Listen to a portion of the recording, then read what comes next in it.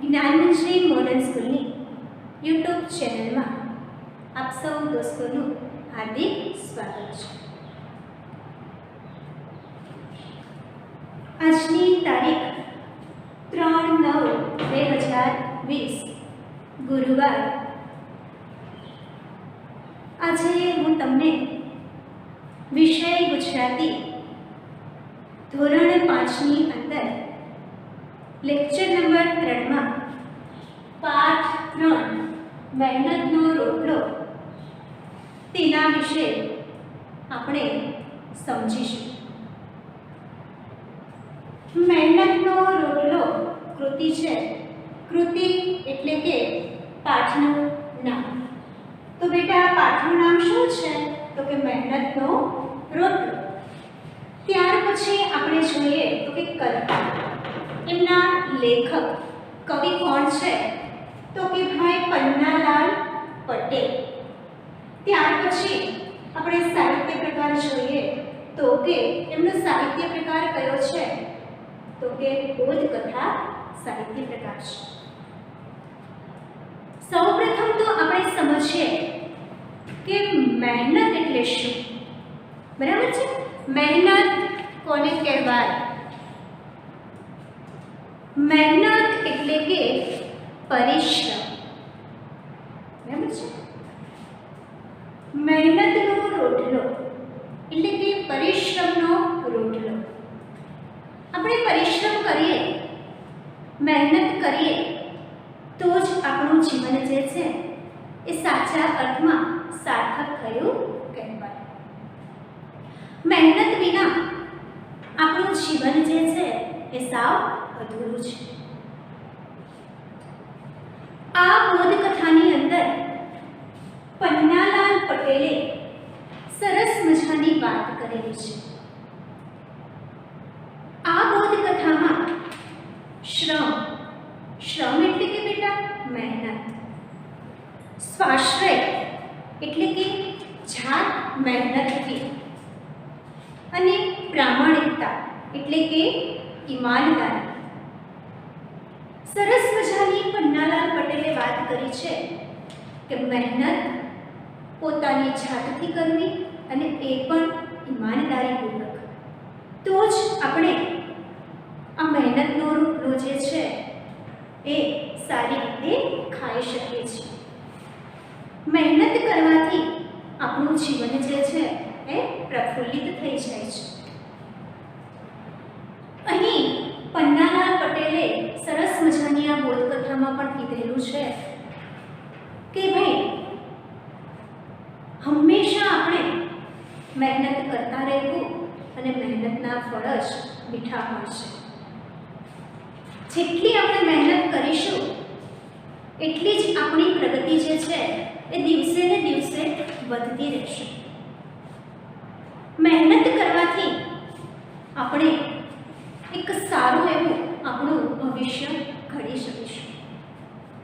એટલે જ કહ્યું છે ને બેટા, એક સરસ મજાની સૂક્તિ છે કે પરિશ્રમ એ જ પારસમણી।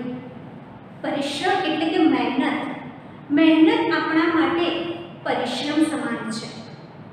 પરિશ્રમ કહેશું તો જ આપણે સરસ મજાનું આપણું જીવન જે છે એ જીવી શકીશું। આ બોધકથામાં એક મોચી ભગતની સરસ મજાની વાત કરવામાં આવી છે કે ભાઈ અહીંયા જે મોચી ભગતની વાત રજૂ કરી છે એ મોચી ભગત જે છે એ મફતનું લેવાની સાવ ના પાડે છે। એનું માનવું છે કે મફતની કોઈ વસ્તુ જે છે એ સ્વીકારવી જોઈએ નહીં। આમ આપણને આ બોધકથામાં મોચી ભગતના ઉદાહરણ દ્વારા શ્રમ કોને કહેવાય, સ્વાશ્રય કોને કહેવાય અને પ્રામાણિકતા કોને કહેવાય તેની સરસ મજાની સમજ પન્નાલાલ પટેલે આપેલી છે। તો હવે આપણે આ વાર્તાને આગળ લઈ જઈએ।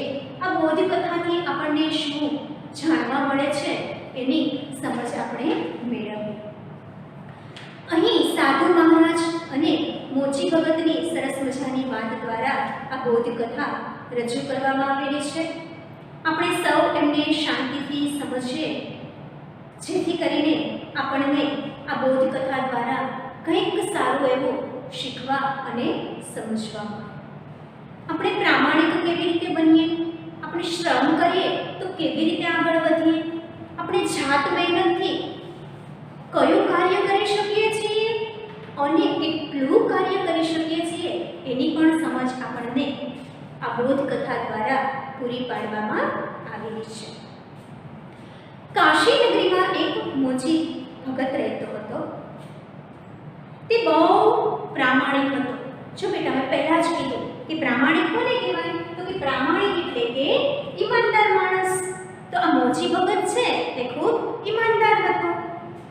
સાથે સાથે સંતોષી પણ એટલો જ હતો. એને ખૂબ સંતોષ હતો. કોઈ પણ વસ્તુ પાછળ એ ઘેલો ન બની જતો, અધીરો ન બનતો. એની પાસે જેટલું હોય ને એમાં એ ચલાવી લેતો.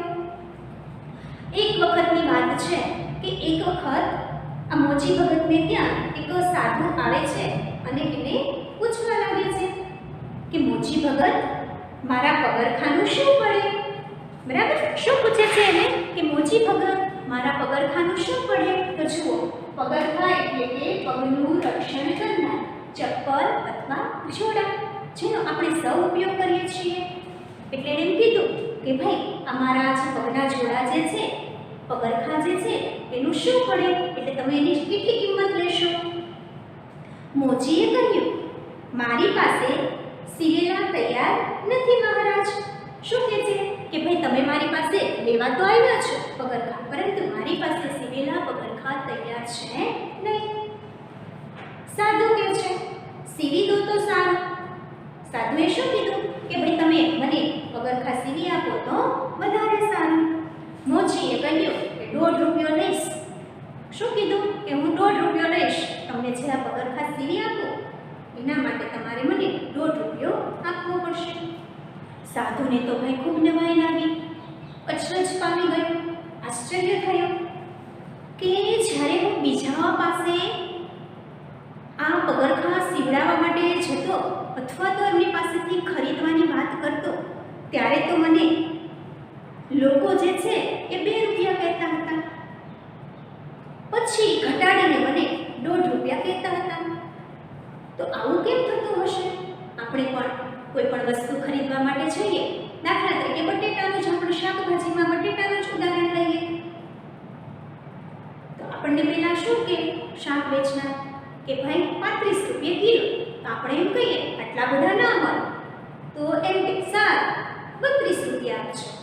બરાબર છે? પછી થોડીક આપણે રકઝક કરીએ એટલે એ માની જાય છે અને આપણને 2-3 રૂપિયા ઘટાડી અને એ વસ્તુ આપે છે. તો એવી જ રીતે આ મોચી ભગત જે છે એણે ચોખવટ કરેલી કે હું તો 1.5 રૂપિયો લઈશ. જ્યારે સાધુ મહારાજને નવાઈ લાગી કે હું બીજા પાસે જ્યારે જતો ત્યારે એ લોકો મારી પાસેથી 2 રૂપિયા માંગતા અને પછી ઘટાડીને મને 1.5 રૂપિયો કહેતા. પણ આણે તો મૂળમાં જ 1.5 રૂપિયો કહ્યો, એટલે કે આણે ખરી કિંમત મને કહી દીધી. એમ સાચો ભાવ જે હતો એ મને એણે કહી દીધો 1.5 રૂપિયો. એમ બીજા બધાની જેમ એણે 2 રૂપિયા કહી અને પછી અડધો પૈસો ઘટાડ્યો, એવી રીતે કર્યું નહીં. સાધુએ પૂછ્યું, 1.5 તો કહેવાનો પણ લેવાના કેટલા? હવે જુઓ બેટા, આ સાધુ મહારાજને નવાઈ લાગી કે બધાએ મને 2 રૂપિયા કીધેલા અને પછી મને 1.5 રૂપિયામાં સીવી દેતા એમ કહ્યું હતું. તો હવે આણે તો મને 1.5 રૂપિયો જ કહ્યો છે, એટલે હવે મને આને પૂછવું છે કે તમે મને 1.5 રૂપિયો કીધો તો તમારે લેવાના કેટલા? મોચી સાધુ સામે જોઈ હસવા લાગ્યો. તેણે કહ્યું, જે કહેવાના એ લેવાના મહારાજ. શું કીધું એણે? કે હું જે બોલ્યો છું એ જ લેવાના છે. આપની ઈચ્છા હોય તો બનાવો, તમે કહો તો હું બનાવી આપું. સાધુએ કહ્યું, અચ્છા બનાવો, ક્યારે આપશો? સાધુને તો ભાઈ આનંદ આવી ગયો કે કંઈ વાંધો નહીં, ચાલો હું આને કહી દઉં કે તમે મને બનાવી આપો. તો કે સારું, તમે બનાવશો, હું ક્યારે લેવા આવું? મોચી બોલ્યો, પરમ દિવસે આવજો. જરૂર હો, મારે પરમ દિવસે સાંજે જવું છે, માટે ઢીલ ન થાય. શું કહે છે કે મારે તો પરમ દિવસે સાંજે જવું છે, એટલે તમે ઢીલ ન રાખતા, કાર્ય કરવામાં અધૂરા ન રાખતા. મોચી કહે, જાઓ કે ન જાઓ, પરમ દિવસે તમને આ વખતે જરૂર મળી જશે. શું કહે છે સાધુ મહારાજને કે ભાઈ તમારે જ્યાં જવું હોય ત્યાં તમે જાઓ કે ન જાઓ, પરંતુ પરમ દિવસે તમને જરૂર મળી જશે. પણ સાધુને મોચીના વાયદામાં જરા પણ વિશ્વાસ નહોતો. એને છે ને વાયદો આપેલો, વાયદો એટલે બેટા મુદ્દત. એને જે વાયદો આપવામાં આવેલો હતો એ વાયદામાં આ સાધુ મહારાજને સહેજ પણ વિશ્વાસ નહોતો. કેમ કે ઘણી વખત બેટા આવું બનતું હોય છે કે આપણને બધા વાયદો આપતા હોય છે, પરંતુ એ વાયદા પ્રમાણે કોઈ પણ કાર્ય થતું હોતું નથી. એટલે અહીં સાધુને પણ આ મોચી પર વિશ્વાસ નહોતો. બીજા દિવસે વળી એને મોચીને ત્યાં આંટો માર્યો. એને એમ થયું કે લાવને આજે હું જાઉં તો ખરો, મોચીએ બનાવ્યા છે કે નહીં તે તપાસ તો કરું. મોચીને પૂછ્યું, મોચી ભગત કેટલે આવ્યું આપણું કામ? શું કહે છે કે મોચી ભગત આપણું કામ ક્યાં સુધી પહોંચ્યું છે? મોચીએ કહ્યું, બેફિકર રહો મહારાજ, વાયદો નહીં ચૂકવું. શું કહે છે કે તમે નિશ્ચિત થઈ જાઓ, બેફિકર રહી જાઓ, હું આ વાયદો જે છે એ ક્યારેય ચૂકવાનો નથી. મેં તમને જે મુદ્દત આપી છે એ મુદ્દત પ્રમાણે હું કાર્ય કરી નાખીશ. છતાંય સાધુને શાંતિ ન મળે, છતાં એના મનમાં થોડો ખટરાગ થતો કે ભાઈ આ મોચી જે છે એ સમયસર બનાવશે કે નહીં બનાવે, મને પહોંચાડશે કે નહીં પહોંચાડે. ત્રીજા દિવસે સવારમાં વળી સાધુને વિચાર આવ્યો, લાવને જરા મોચીને ત્યાં આંટો મારો. ફરી પાછો સાધુ મહારાજ જે છે એ મોચીને ત્યાં આંટો મારવા માટે જાય છે. પણ આ વખતે તો મોચીએ સાધુની કિંમત કરી. કિંમત કરવી, બરાબર છે, એટલે કે કદર કરવી. અહીં આ મોચી ભગત જે છે એ સાધુ મહારાજની કદર કરે છે. તેણે કહ્યું, મહારાજ તમને માણસ પારખતા આવડતું નથી. માણસ પારખતા આવડતું નથી એટલે કે તમને માણસને ઓળખતા આવડતું નથી. આખી દુનિયા જૂઠું બોલે છે એમ જ તમે માનો છો. શું કહે છે કે તમને એવું લાગે છે દુનિયા એટલે કે જગત, વિશ્વ. આ જગત જે છે, આ દુનિયાના જેટલા લોકો છે એ બધા જ જૂઠું બોલે છે એવું તમે માનો છો. નામક શું કામ ધક્કા ખાઓ છો? સાંજે આવજો, જાઓ. નક્કામાં તમે શું કામ અહીં ધક્કા ખાવા આવો છો? જાઓ તો તમે સાંજે આવજો. સાંજે સમય પ્રમાણે સાધુ આવ્યા ત્યારે પગરખાં બિલકુલ તૈયાર હતા. જ્યારે સાંજે આ સાધુ આવે છે ત્યારે એમના ચપ્પલ જે છે, જોડા જે છે એ સરસ મજાના તૈયાર કરીને રાખેલા. આ જોઈ સાધુ મોચી ઉપર તો ભાઈ ખુશ થઈ ગયો, આનંદમાં આવી ગયો કે વાહ ભાઈ વાહ, મારા જોડા જે છે, મારા પગરખાં જે છે એ બની ગયા. તે સમજી ગયા મોચી સાચુકલો છે, બરાબર ને? એને ખબર પડી ગઈ કે મોચીએ મને જે વાયદો આપેલો હતો એ વાયદા પ્રમાણે એણે આ કામ કરી નાખ્યું. એટલે મોચી ભગત જે છે એ પ્રામાણિક છે, સંતોષી છે અને સાચુકલા પણ છે. ખરેખર ભગત છે કદી જૂઠું બોલતો નથી. આ તો સાચો ભગત છે, આ તો ક્યારેય જૂઠું નથી બોલતો. એ જે કામ કરવાનો જે સમય આપે છે એ સમયે એ કામ કરી નાખે છે. સાધુએ તેને 2 રૂપિયા આપ્યા, બરાબર છે? સાધુ એને કેટલા? 2 રૂપિયા આપે છે. મોચી પાસે છૂટા પૈસા ન હતા, તે પૈસા લઈને ઊભો રહ્યો. સાધુ છે એ 2 રૂપિયા આપે છે, એની પાસે પૈસા છૂટા છે નહીં, એટલે એ પૈસા લઈને ઊભો રહે છે. તેણે સાધુને કહ્યું, જરા ઊભા રહો મહારાજ, હું સામેની દુકાનેથી પરચુરણ લઈ આવું. પરચુરણ એટલે કે છૂટા પૈસા. શું કહે છે કે હું સામે જે દુકાન છે ત્યાંથી થોડુંક પરચુરણ જે છે એ લઈ આવું, તમે અહીં જ ઊભા રહો. સાધુએ કહ્યું, રહેવા દો ભગત, એટલા પૈસાની આપણા તરફથી તમાકુ પીજો. 2 રૂપિયા આપ્યા એટલે હવે કેટલા? 50 પૈસા પાછા આપવાના હતા. એટલે શું કહે છે કે ભાઈ આજે 50 પૈસા જે વધ્યા છે એની તમે મારા તરફથી તમાકુ પી લેજો. મોચીએ એને જવાબ આપ્યો કે ભાઈ હું તમાકુ પીતો નથી. શું કહે છે કે ભાઈ હું તમાકુ પીતો નથી. તો આપણા તરફથી પગારખા સીવવા માટે દોરી લાવજો. દોરી એટલે કે દોરો જે સિલાઈ કરવા માટે જે વાપરવામાં આવે છે ને એ. એટલે એમ કહે છે તો કે જે 50 પૈસા વધ્યા છે એ 50 પૈસાની મારા તરફથી દોરી લઈ લેજો પગારખા સીવવા માટે. ના મહારાજ, હરામનો પૈસો મને ન ખપે.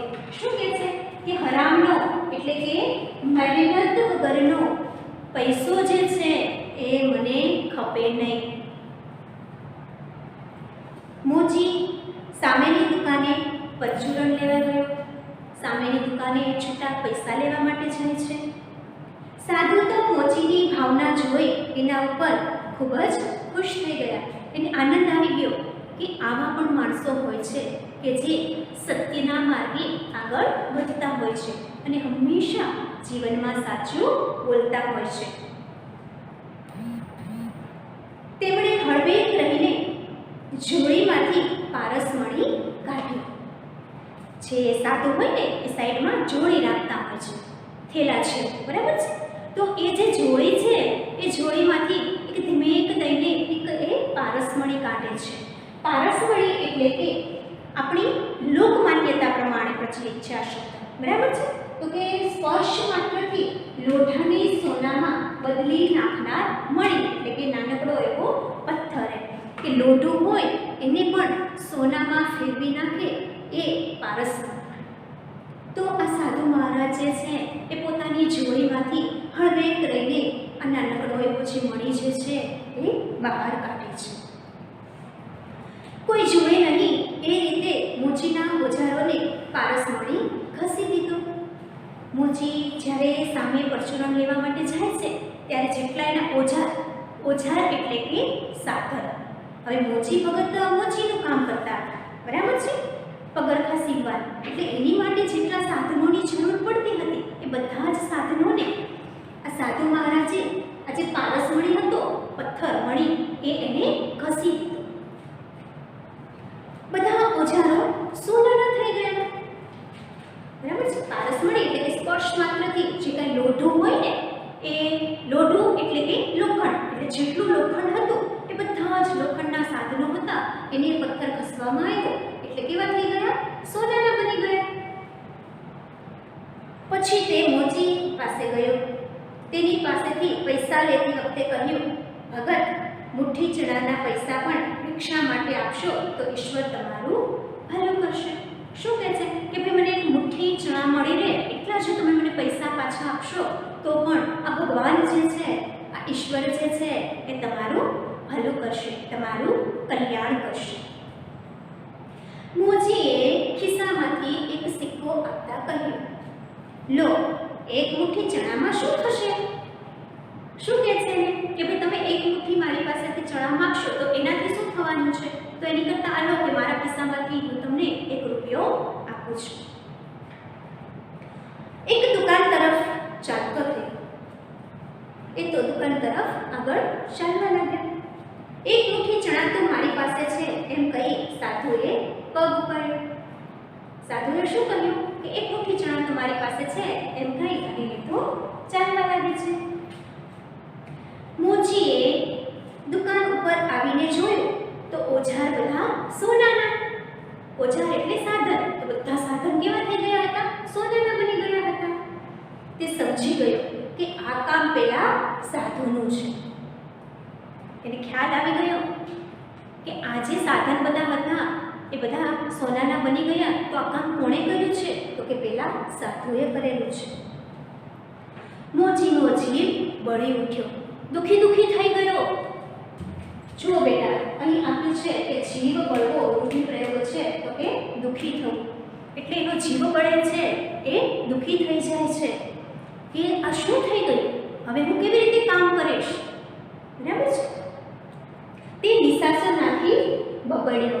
જો બેટા, નિસાસો નાખો, નિસાસો નાખો એટલે કે આહ નાખવી. હાય હાય, આ શું થઈ ગયું? બરાબર છે. એટલે એણે નિસાસો નાખ્યો, આ નાખે છે અને કહે છે, અરે ભગવાન, હવે હું આ સોનાના ઓજારોથી કેવી રીતે કામ કરીશ? હે ભગવાન, આ શું થઈ ગયું? હવે હું આ ઓજારોથી કેવી રીતે કામ કરી શકીશ?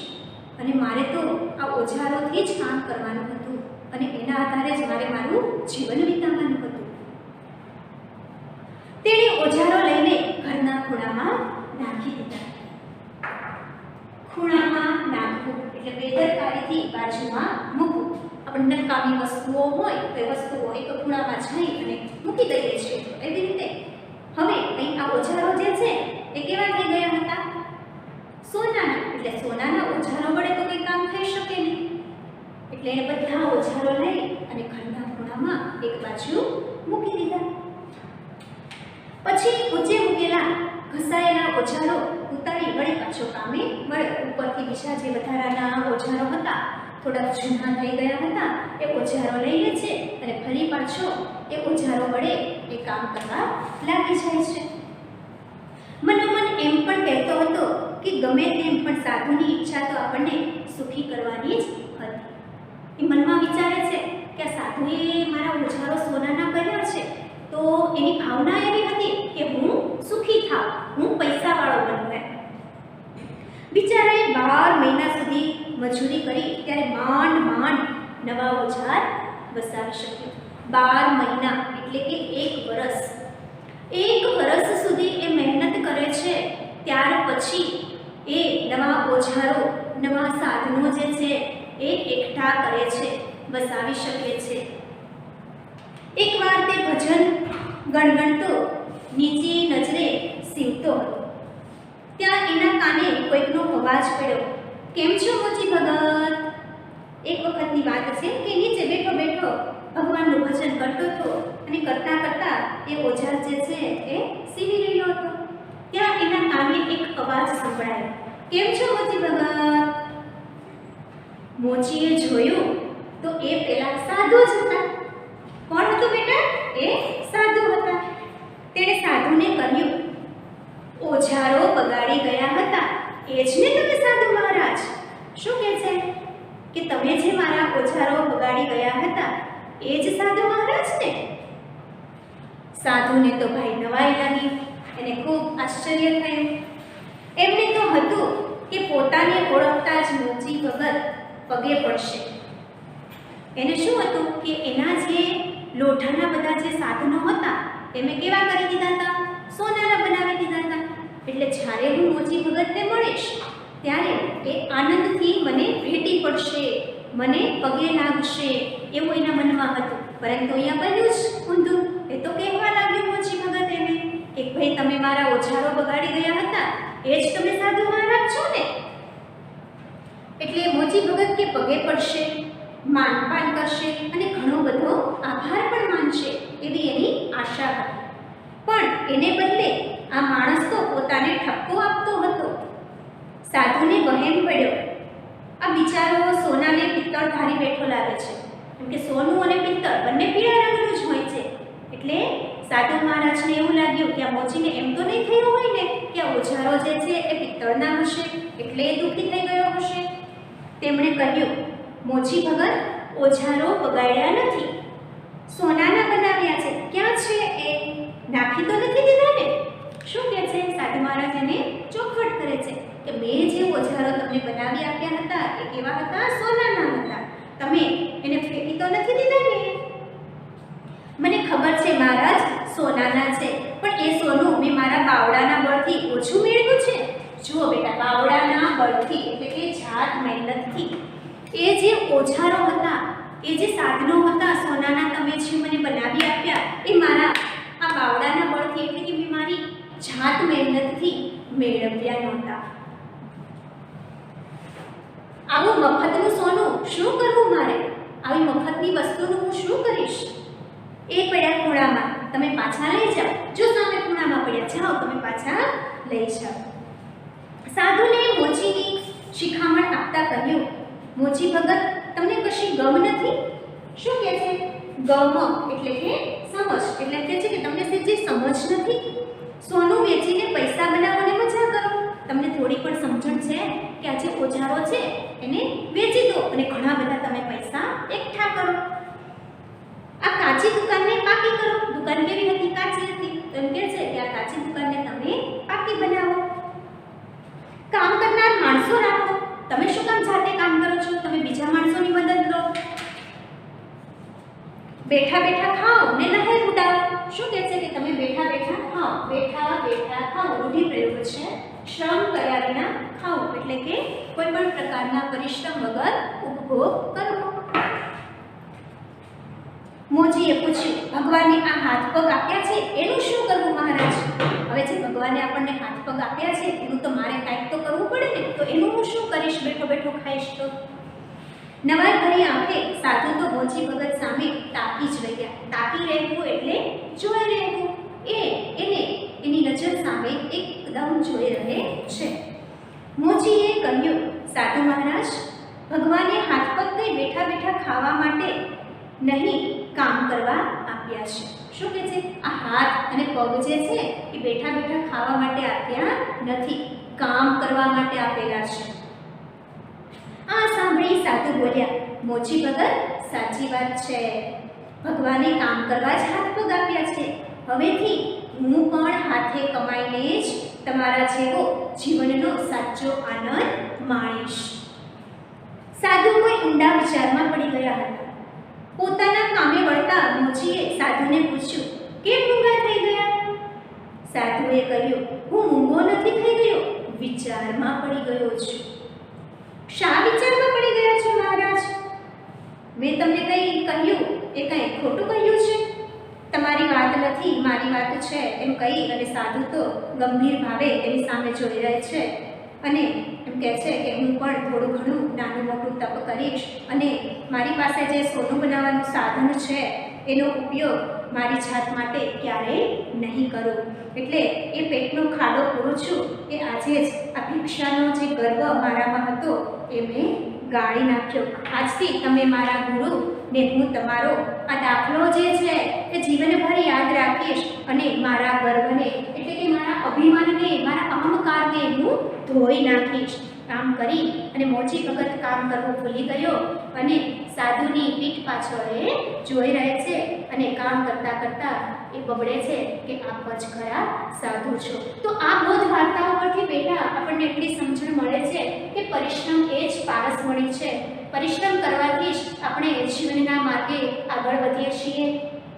ઉદ્યમેથી સિદ્ધ્યંતિ કાર્યાણિ ન મનોરથે.